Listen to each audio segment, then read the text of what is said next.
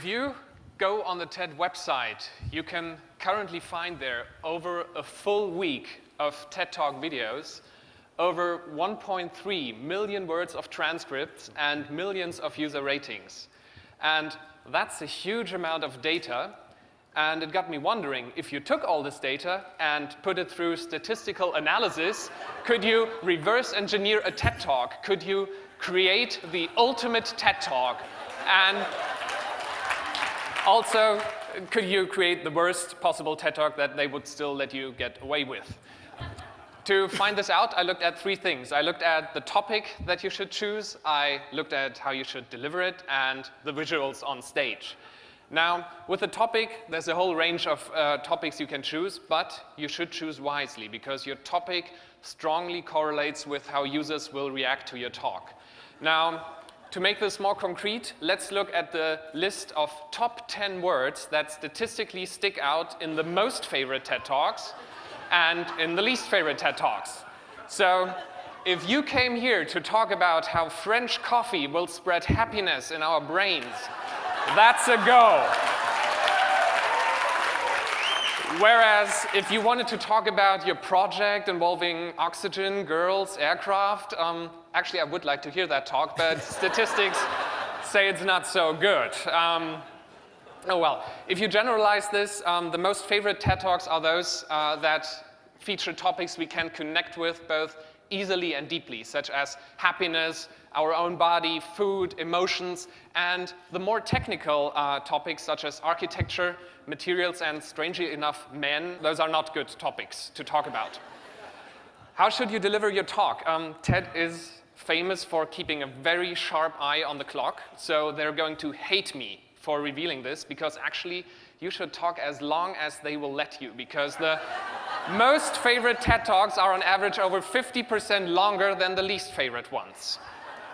And this holds true for all ranking lists on TED.com, except if you want to have a talk that's beautiful, inspiring, or funny. Then you should be brief. But other than that, talk until they drag you off the stage. Now, while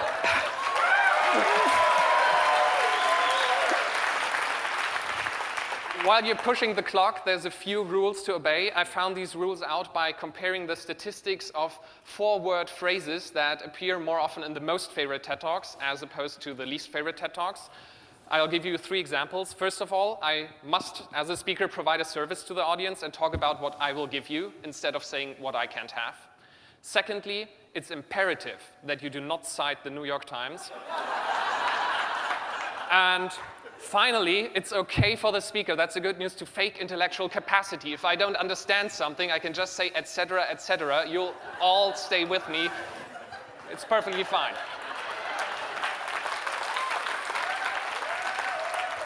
Now, let's go to the visuals. The most obvious visual thing on stage is the speaker. And analysis shows if you want to be among the most favorite TED speakers, you should let your hair grow a little bit longer than average. Make sure you wear your glasses and be slightly more dressed up than the average TED speaker. Slides are okay, though you might consider going for props. And now the most important thing, that is the mood on stage. Color plays a very important role. Color closely correlates with the ratings that talks get on the website. For example, fascinating talks contain a statistically high amount of exactly this blue color, much more than the average TED Talk. Ingenious TED Talks, much more of this green color, etc., etc.